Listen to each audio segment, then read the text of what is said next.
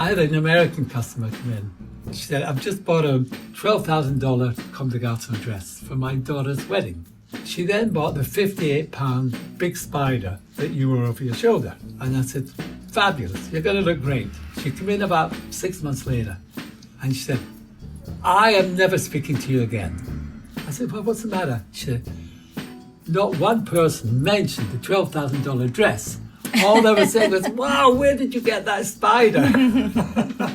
I said, well, at least they noticed it all. So, I'll go with what I love, and if other people love it, then great. I'm Carol Woolton, the voice of jewellery. Welcome to If Jewels Could Talk. I'm an author and broadcaster, and the woman who initiated the role of jewellery editor at magazines like Tatler and Vogue. This is a podcast for everyone, for people who do like jewellery, for people who don't realise they like jewellery, and anyone intrigued by fascinating facts, new ideas and forgotten histories. So join me as I tell sparkly tales and meet all sorts of people, delving into 4 centuries of jewellery culture and investigate what's happening now.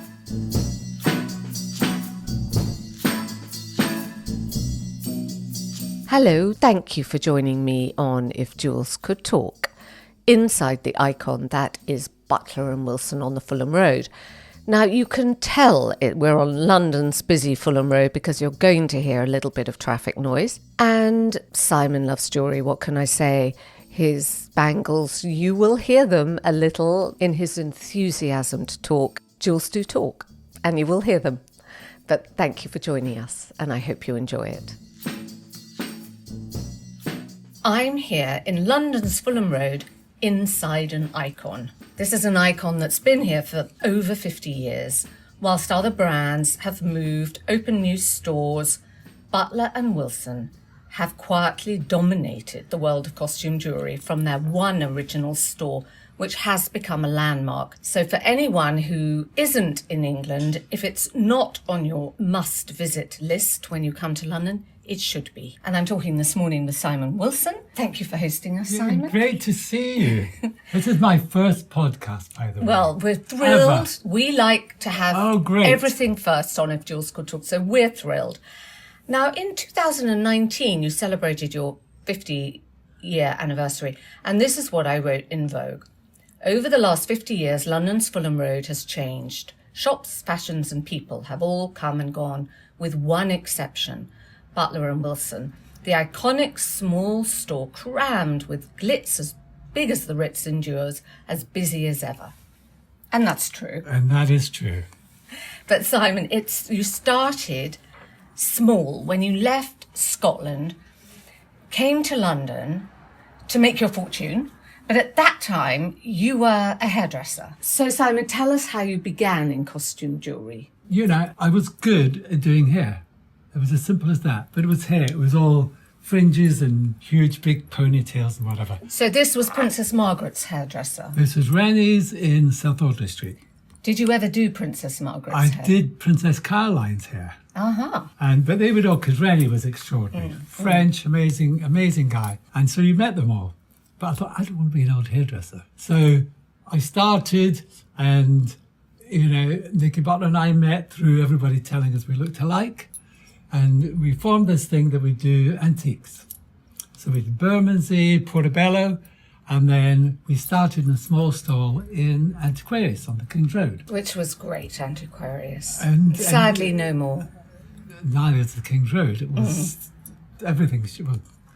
I always promised I would never say, but in my time, it was great, but it changed. So we were there, but in my mind, I was always fashion orientated.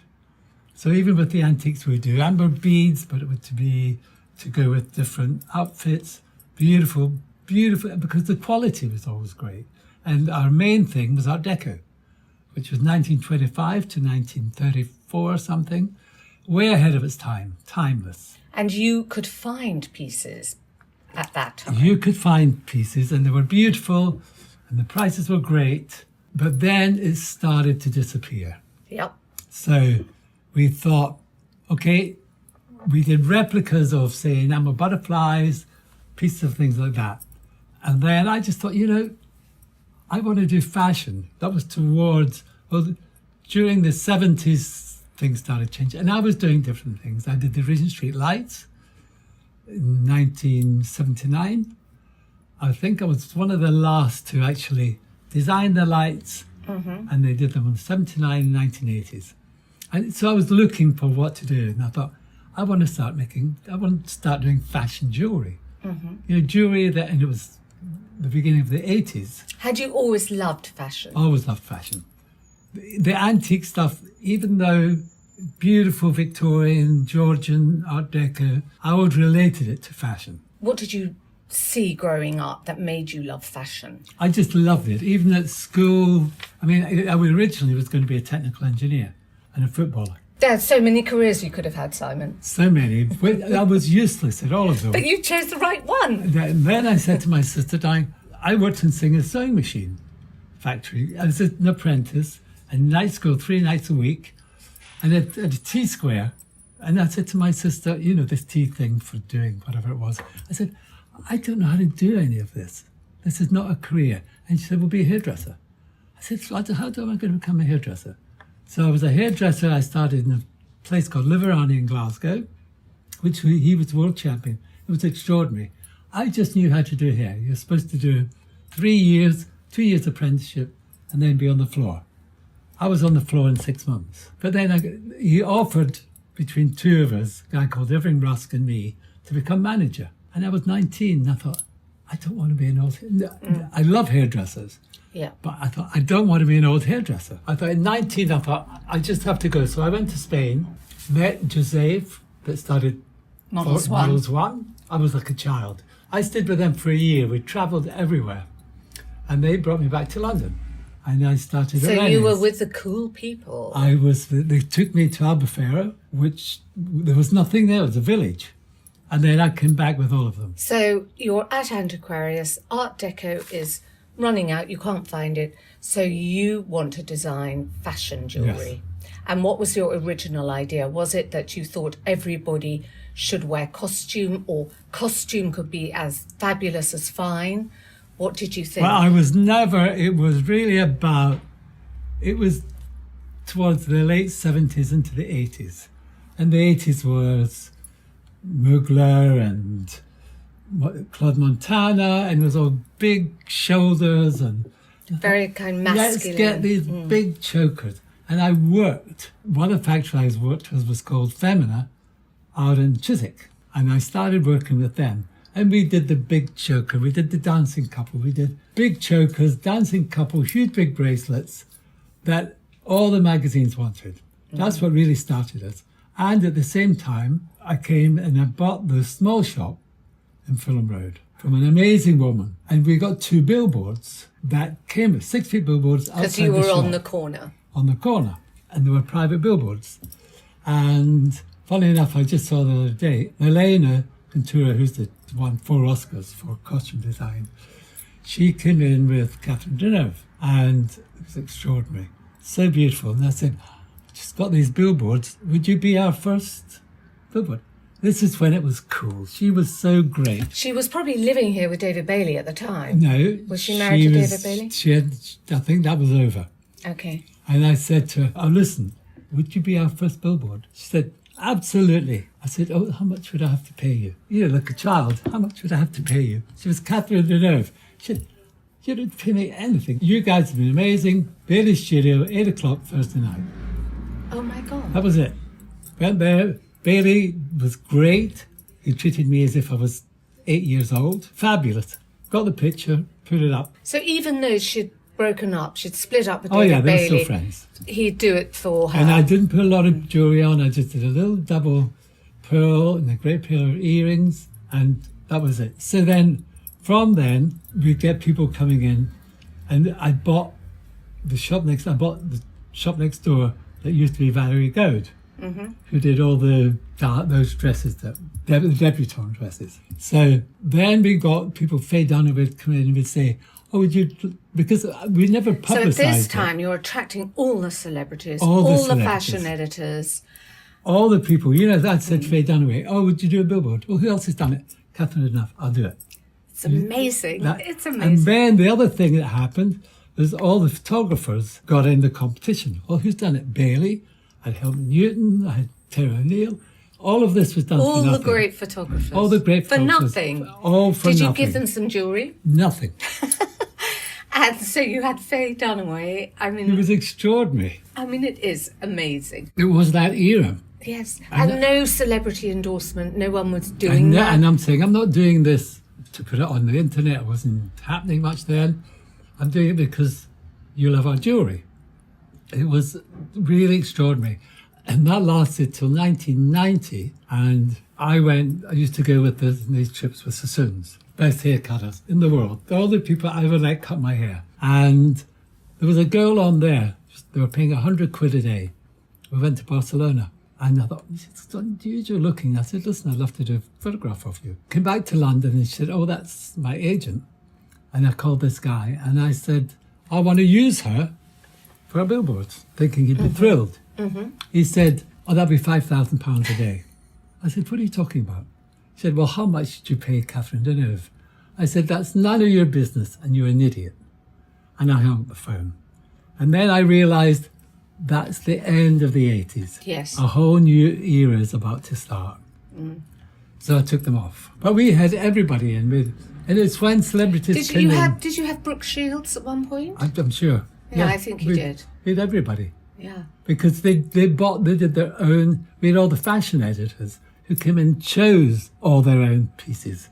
You know, it was just the time before it all changed. And I think when Vogue originally started coming in, you weren't that thrilled, were you? Well, we were an antiquarius, we were tiny, and, you know, the editors would come in and say, I want this. And then we'd see a picture of a little woman in a tree with a tiny little brooch. I said, this is not happening. So because you thought it was a waste of time. Waste of time. And I was fashion orientated. Mm. You know, I said, it's Vogue. Vogue was, I buy every magazine. Vogue was Vogue. Vogue was big. So they kind of said, well, we don't lend to you. What do you mean we're Vogue? I said, I know, and we don't lend to you. So I did it. It was with that thinking. We did it for a year. And then Grace Coddington came in and she said, Simon, I promise you. A great fashion editor who was British Vogue, went on to be creative director of American Vogue, and is still working. And it's still working. And she was a great friend. She said, I promise you, if you lend me stuff, I'll use it.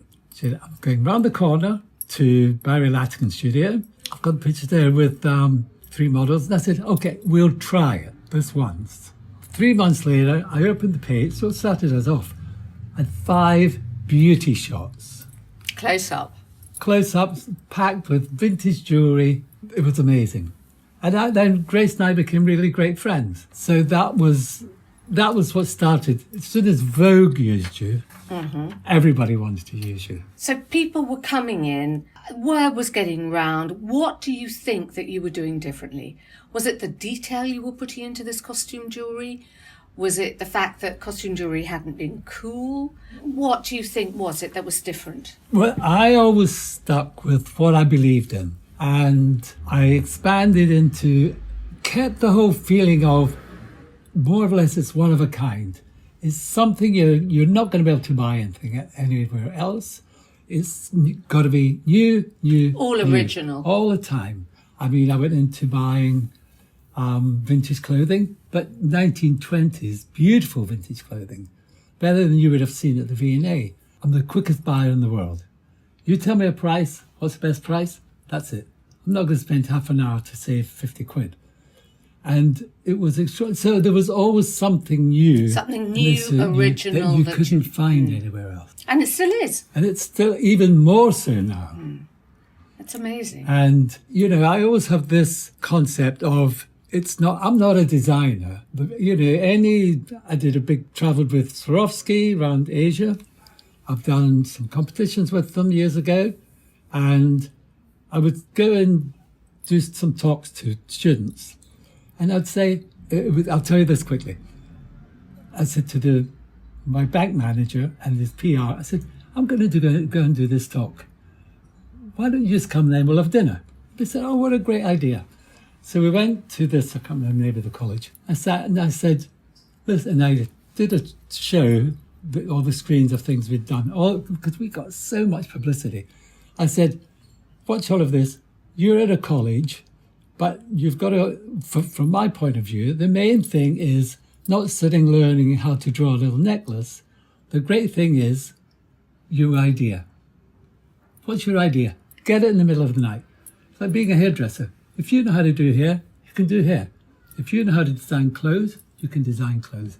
I don't think you can sit and learn by drawing a little necklace to be a great jewelry designer. I mean, from my whole thing was, oh, I've got an idea. Oh, we could do that.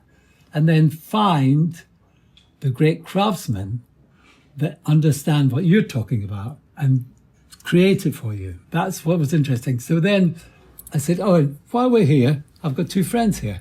Let's talk about money, right? You're all young. So and my two friends are like, he's the PR for NatWest. Any questions you're thinking about, where do you get money? Nobody wants to lend you money. I've got two people here, the perfect people to talk to. So, and they will look at me in horror.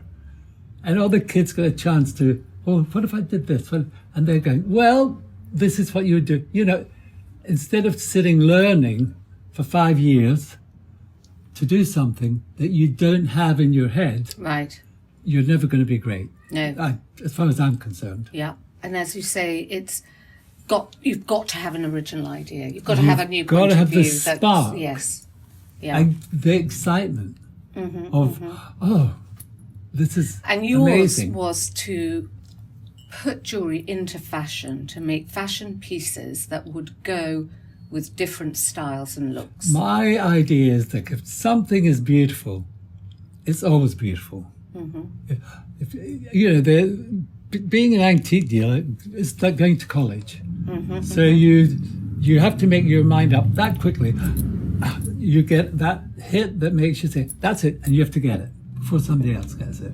And that teaches you. If I've got to look at a jacket and think, do I like it? It's got to be, oh, I love that. Fall in love. Fall in love. Know that's right away. And so studying antiques and dealing with them all the time gave you that eye. And the quality. Gave you that eye for quality. The quality. It's not, oh, I've sat and I've drawn this thing. And I give the credit to, and I've always been lucky, the people who manufacture it for me. Made the same as real jewellery. And they'll say, no, take that off, do this, take that off, whatever. And then you see the end result and it's, oh, wow. And that doesn't have to be something with a fabulous big stone in it. It can be a little pig in red boots, or it can be a huge big choker. It can be, you get a feeling, you sort of fall in love. Actually, I found this quote in 1977. Oh, wow. When you opened you had a little part selling on the floor at Henry Bendel. In Henry Bendel's. And in the New York Times, they said, headlined, "Costume is liberated at last." And they said that butterflies, dragonflies, dancing girls, flower necklaces with petals of coloured stones as arresting as emeralds. Really? And Women's Wear Daily did a story. that was New York. That worked for me. It was the 80s. You know, I stayed with people that owned Marlborough Galleries who were incredible. Had dinner with the top artists who I knew nothing about art. But the partner was amazing. Rosie was amazing. So she had to cook dinner. And so my first night, you're having dinner. 7, both contemporary artists, Rosie and me. I said, well, what am I here for? And she said, well, cool, I'm here. You're staying with me. And they had Francis Bacon's, who I did love. And then I was sitting beside Kat, and he said to me, oh, what do you do? I said, I'm a fashion jeweler. I don't know. I thought, what am I going to talk about? I said, oh, what do you do? And he said, I'm an artist. I said, oh, really? What do you paint? He said, oh, there's one that he painted big women's faces. I said, oh, I didn't like that. And I didn't know who they were. You know, Red Grooms was there, you know, but they didn't care because they wanted the boss to get a show at the Marlborough Galleries. Right. And then I got... So they put up with you in your comments. I wasn't allowed to go anywhere. I had to have dinner every week. so that I would break the boredom for Rosie. Okay. And then, so I started at Henry Bendel. They'd asked me to do something, which was a whole education. Geraldine started the 57th original, the original Bendels, and Pat Peterson came from the New York Times to be the press, and I got an office beside her. She was extraordinary. And all these flowers would arrive, and this mad woman came in, and we became instant friends. It was so exciting. And we did it. It was a lot of vintage things and pieces. And, you know, we had Farrah Fawcett Major come in. And I'm just at the back. And we were trapped, and the returns thing was here. And she, I want that, and I want this. And I was like, oh. And it was when the hair was done, and she was amazing. And then we turned on. There's 100 people standing there. What, looking at her? Looking at her. Looking at the jewellery? Not even looking at the jewellery. Just, I said, is it like this? She said, it's like this everywhere I go. I said, well, let's just go and have a cup of tea. You know, I said, how do you cope with that? So, but New York was extraordinary. I met Anna Wintour there, who worked for a magazine called Voila or Voici or something. She was amazing. And I learned a lot. What did she teach you? Well, because I had a portfolio with all my things. And I had long hair, and they had those shoes, I can't remember what they're called. So I was... Platforms. They were like platforms, but you'd bell bottoms, so they covered. So I was 6 feet tall. And she said, you've got to come and see where I work. And it was Esquire was on one side and she was on the other side. So I went up, and as I'm going up the stairs, there's a whole row of chiseled faces with cropped haircut. And I'm going up the stairs, pushing the hair back, down my back. And they're all looking at me thinking, who's that? I said, I'm here to see Anna Wintour. He said, you can go straight through. They were all like, what is this? It's a new look. It's a new fashion. I was like, they were all crazy. And I thought, this is amazing. So you were like looking a little hippie. I got into, we went to Studio 54. I opened the big yellow cab door. There's 1,000 people. There was 4 of us. The guy on the door pointed to me and said... Because you looked different. He thought I was a famous English rock star. Which one? I don't know. I never asked them, ever. They all became my best friends. So I went walking in. I was like, oh, and everybody's looking at me, and then I spoke English, an English accent. Oh, you look amazing. Come in, guys. Then we became great friends. So doors opened up all over New York. Doors opened up. It was amazing. So you're meeting all these people. Catherine Deneuve, Faye Dunaway, Farrah Fawcett. In those years, who do you think was the most beautiful woman you met? I would say number one's Catherine Deneuve. Dunaway was extraordinary. Really extraordinary. Models, I would just photographed a girl called Talisa Soto, who then became an actress, with Ray Petrie, and they're doing a thing on the face. They're doing a big show at the Tate or something. And he was with Nick Kamen. She was with Nick Kamen. And we went to Café de Paris, and in walks his best friend with Naomi Campbell. She was 15. I was like, wow, she's incredible. But I thought, I can't ask her. I'm sitting with Talisa, who's beautiful. And I thought, I've got to photograph her. She was extraordinary. But a year later, she was on Concorde going to America. She was huge. She was huge. The body was amazing. The hair was amazing. So you missed your slot. I missed my slot. And, the second most beautiful girl in the world was Nikki. Nikki. Actor. She came in to me at 17. I'll show you a photograph of there. And she said, I'm looking for, you've got the job. I fell in love instantly. And we travelled all over the world together. And really beautiful. And then I was just thinking last night, when we did our 40th anniversary, and all these girls came to model, and this was all for charity. And Leonie, I don't know her other name, modelled there. And she's about the third girl that wasn't famous, I thought.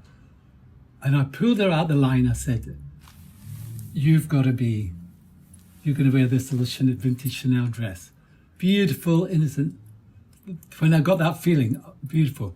And now she's doing Glow Up, that makeup show. But they do her to death. Right. She's got on, because she was small, she's got 8-inch heels. They make her up to death. She's stunning looking. But those are the three most beautiful women that I've met. That's interesting. And then, of course, we're talking about beautiful women and women hounded by the press. We have to talk about Princess Diana, who used to come in here a lot, didn't she? And she was so cool. And that's why this position, because this is a destination store. And she would come in, and, we wouldn't know. The car would pull up, bodyguard would come in, she would come in, he would stand in the corner. I would say, I really didn't think. I'd say, oh, good morning. And she was young. And I thought, I'm not going to do anything. I'm not going to try and serve her. And she had the best time. And he might even have to come upstairs, just about the way. So she'd try things on. She would be standing. It's when all the earrings are at the back. And she'd be standing beside all these little ladies. And she would say, and I would never approach her. And but I'd just make sure the girls helped her. And they would say, she would say, what do you think of these? And they'd be like, oh. And then they would look and realise who it was. And they would be like, just went shock. Every time, she never once, and some of the other ones would call and say, would you send a selection? I'm like, no. Diana always came in, bought her own pieces, never hassled, and it was stunning. And she was stunning. She was stunning. She was stunning. She did have that sort of, there are very few people that have that sort of factor that change a room when they walk in. Yeah, oh, absolutely. And she did have that, didn't she? When I say beauty, I don't mean you have to be gorgeous, but she was gorgeous. The beauty can come in a lot of your personality or your whatever. And she loved the Fulham Road. She loved She used to go to what we all called the ABC Fulham Road. So bad, and she used to sort of sneak in there with her friends. Because she wanted to be normal. She wanted to be a young girl. She would buy the snake and put it on to that Michael Jackson show. Nobody was bowing and scraping and saying, oh, Your Majesty, or whatever. It was normal. You're here. Bye. The guard will pay. That was it. You're out. No hassle. And that's a big relief. Yeah. So she knew she was safe in here. She was really safe. And if anything, one point we turned round and there was like 50 little Japanese people outside with the cameras. I said, listen, why don't we go upstairs and have a cup of tea? Yeah, it was just beautiful, and she was beautiful, and everything, the way she treated everybody. And so what was her style that she wanted to buy from you? Just kind of, were they funny pieces, whimsical? They were what any young girl would buy. Buying the snake necklace, buying beautiful earrings. There was a gold pair that she'd wear as a clip, but it was her own choice. And it wasn't like being sent and choose and send back or keep it or...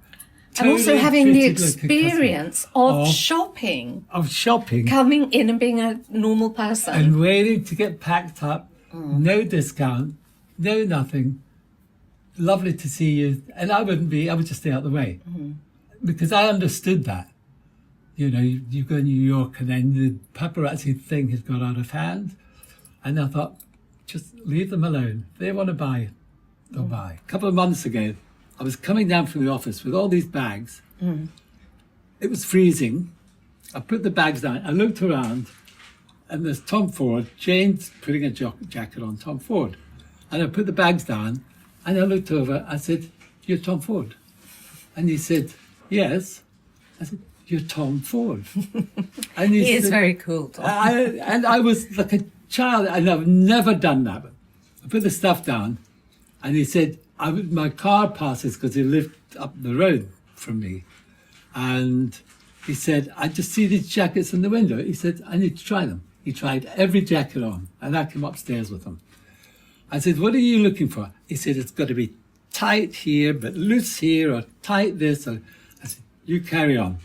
And I had a big headdress that I'd done for a show with all beautiful turquoise and fabulous things. He said, that's amazing. And Jane said, it's not for sale. I said, it's for sale for Tom Ford. He's Tom Ford, right? You know, it was just, and I gave it a great price. But he's exactly, he knows how he looks. So going back to the antique part, I wanted to ask you obviously loved Art Deco, but what other periods influenced you? Did Scottish jewellery influence you? Well, the Scottish jewellery was funny. Being Scottish, it was jewellery that my Auntie Flora, my Bessie, my Aunt Kathy, they all wore. Celtic brooches and... But when you looked at how beautifully this was made, I don't know if you ever knew Anne Boyd. She was with the Observer. Yes, I did. Yes. So I said to her... Or do. Yeah. So I said to her, I said, you know, this Scottish jewellery, it's incredible, but it's not... Nobody understands it. And I went to even see if I could get it made up in Scotland, but it wasn't the same. So I started, for 2.5 years, I collected Scottish jewellery at the antique markets, and would say, why are you buying this? I said, I've got these crazy Americans, because when I started buying something, all the prices would go up. I said, these crazy Americans that wanted it. I collected it for 2.5 years, tables full of it. And then I said to her, okay, what can we do? And she said, I'm working with Ralph Lauren. She said, let's put it on Ralph Lauren cashmere, Ralph Lauren evening jacket. So we did those for the billboards. Perfect. And it changed, the prices all went mad. And it's beautiful. It's beautiful. I did the same with jet jewellery and called it Jet Girls. Sort of Victorian. Yeah, but put it on this incredible model, Toko. It was funny, I did that with John Swannell. He's lovely. But as we went to do the session, you guys know... John Swannell, the photographer, yeah, for people listening. And it can be difficult. And Barbara Daly doing the makeup, Sassoon's cutting the hair, Toko's 6 feet tall, Dream Japanese. Team. Unbelievable. And John arrives, and I went and sat beside him, and I said, I had Yves Saint Laurent skirt with the big lace and the little top. And I said, oh, what do you want to do? Well, I don't know. And I said, but you're the photographer. It's for the billboard. Have you got any ideas? He said, no. He was so offhand with me. And I was like, blimey. I said, okay, can we get Toko out? And she just came out. She grabbed the sides of his dresses, lifted them up like this, covered in the jewels, and he went, wow. And off he went. We became best friends. Yeah. You know, he just saw the image and he thought, this is incredible. So it was just creating, and you know, Carol's like, I was saying, then you could create those things. And it wasn't like a big, again, didn't cost me any money. You know, and Barbara Daly was fabulous, you know, still going. Barbara Daly was the precursor of Charlotte Tilbury. Yeah, absolutely. She was fat, so it was lovely having that sort of team. And who are the glamour-wearing costume women now? Is it Rihanna? Is it Rita Ora? Who do you think does it really well? Well, the difference is we've had Rihanna in Vogue. We have Rita Ora wearing your pieces, yeah. But you're dealing with stylists. Right. And all I want is for you to I never ever got in touch with a journalist, with a fashion journalist. I never called them up and said, oh, we've just had this in, you're going to love it, because it wasn't my job. It was their job to come and see what I was doing. And they would come in themselves and choose the jewellery, take it away, return it. It wasn't, oh, just keep it or whatever. Natasha she'll tell you what I was like. She was always great. Natasha, the producer who worked for Hilary Alexander of the Daily Telegraph Hilary, at the my time. Gorgeous Hilary. That's a whole other story. Hilary was my favourite. She was just amazing. But, you know, that was their job. And so I never say, oh, you've got to wait to see what I've got. Stylist, you end up getting a stylist. And they call up. Some of them are nice that we work with. A lot of them are so rude. We're doing this shoot tomorrow. We want... No. You know, if you want, come talk to us, see what it is, see if it's something I want to do. That's what I do with Molly now. And I don't care. I'm at the stage. I've done my work. I've done my duty. I've did the 20 years in Harrods. I've done South Moulton Street. Now this is just for me. So I'm not interested. I had, talking about real and fashion jewellery, I had great friends who had a house in Alexander Square, just down the road. Mm-hmm. Very rich friends, rich with a lot of famous movie stars. And he said, Simon, your stuff's amazing. And his daughters were great. He said, but you're too cheap. And I said, I know what you mean.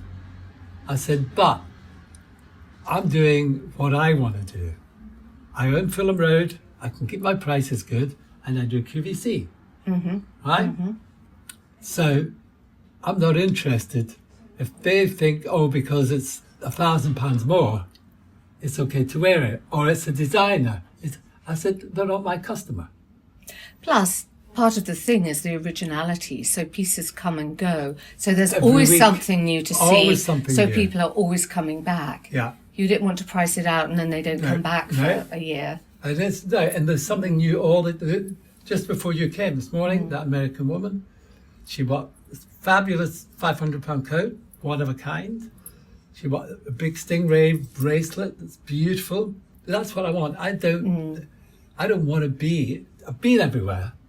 I don't want to open any shops. It's impossible to open a shop. And you think, how lucky am I to be able to still do what I want and enjoy it and still have the ideas. And also, I think an important part is that people come in because they want to buy something new for a big night out or a particular thing they're wearing. And there's always something new to do that with and not too expensive. Like today is Valentine's Day. Yeah. Happy Valentine's Day.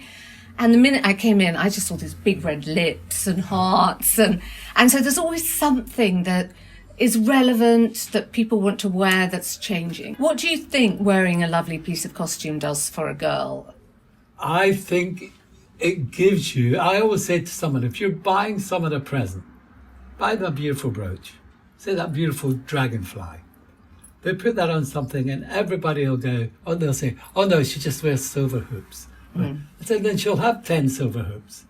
She'll wear it one night and people go, wow, that's amazing. So, and then they think, I had an American customer come in and she said, the Americans are amazing buyers. She said, I've just bought a $12,000 Comme des Garçons dress for my daughter's wedding in New York. She then bought the £58 big spider that you wore over your shoulder. And I said, fabulous, you're going to look great. She came in about 6 months later and she said, I am never speaking to you again. I said, well, what's the matter? She said, not one person mentioned the $12,000 dress. All they were saying was, wow, where did you get that spider? I said, well, at least they noticed it all. So, I go with what I love. And if other people love it, then great. But it gives people confidence, you think, going out there. You need a little bit of confidence, or you're going to notice when you wear it, people comment on it. But don't be scared to do it. But you're either going to love it or you're not going to like it. And if you try and it works, then that's perfect. But I'm always honest. If something comes in and I'm in the shop and there was somebody just going to the BAFTAs on Sunday and she was, I should wear that. I said, no, that's not right. And I said, listen, just wear black. And I saw that I have this beautiful green snake bracelet, beautifully made, 128 quid or something. She said, what about earrings? I said, no, don't wear any earrings. Just wear that and just wear this fabulous coloured snake on your wrist. And that's it. And she said, you're right. This looks amazing. And it looked amazing. And so she felt, and should I wear, no, you don't need a pair of earrings. No, you don't need a necklace. She thought the more I put on, I said, the less you put on with that snake, the bigger effect it's got. Yes. And what have you noticed in the difference in 50 years of how women wear jewellery? I think it's very sad. Before, there used to be hundreds of jewellery shops in London. I think I'm one of the only ones left that does what I do. You know, you can do the real, I can't think of any other fashion. Even in the high street, they used to do big, cheaper ranges. I don't think there's anything. And I suppose they're buying it online. But this whole buying online is easier to buy online, obviously. I don't think it's easier to buy clothes online. I did it once from a Spanish brand. I sent it back. Took a month for me to get the money back. Clothes, you've got to try them on.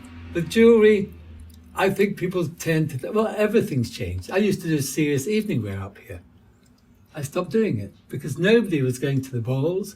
Nobody was going to dressed up. It almost got to the point of, people are going to think it's too much. And I say, no, this is when you've got to make them thinking, I haven't made an effort. She looks fabulous.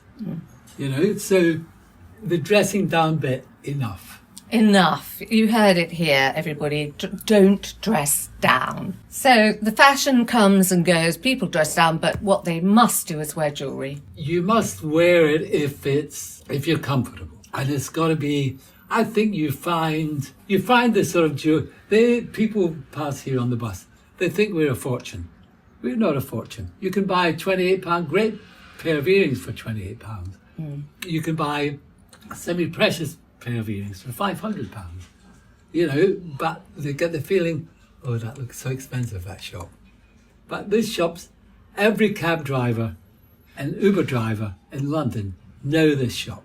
They do, because actually, funnily enough, I ordered a black cab Yeah. before I came, and I went on, you put in the address, but certain places in London are marked, and I thought, I'm just going to see, and I put Butler and Wilson, up it came. Yeah, and I love it. I get more compliments from all of them. I love your shop. Passing that window, it's always new. You've always got new things. I said, well, maybe stop your cab one day and go and buy stuff, because I spend a fortune with you. But it's a great compliment. I love it. Well, long may the iconic store be here, Simon, for everybody. And thank you very much for keeping on doing what you're doing and adding glitz and glitter to our lives. Cal, I think one of the main thing is don't be greedy. I look at my life. I don't want a Lamborghini. I've got a beautiful house. I've got this great shop.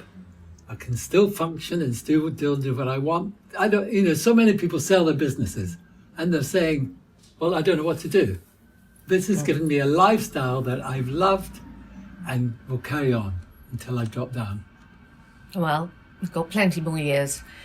Simon, thank you very much Cal, for hosting us. it's been really enjoyable. I didn't know what to expect. Well, you made it very easy. You have a lot of lovely stories, and thank you for remembering them. Very good. Lovely. Thanks very much.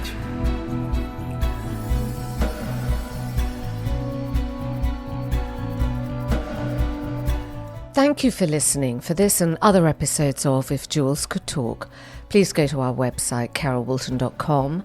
Do share it anywhere you can, and we love to have a rating and a comment. And don't forget, the book of the podcast, If Jewels Could Talk, is out now in all good bookstores and from Amazon. And join me again in 2 weeks for the next Jewelled Nugget, when I have an actual legend of the jewellery industry who's never spoken publicly before, and I'm really thrilled that she's chosen to break her silence on If Jewels Could Talk. So you must tune in, you don't want to miss it. So I'll see you in 2 weeks, and thank you for listening. Bye-bye. If Jewels Could Talk with Carol Woolton is produced by Natasha Cowan, music and editing by Tim Thornton, graphics by Scott Bentley, illustration by Jordi Labanda.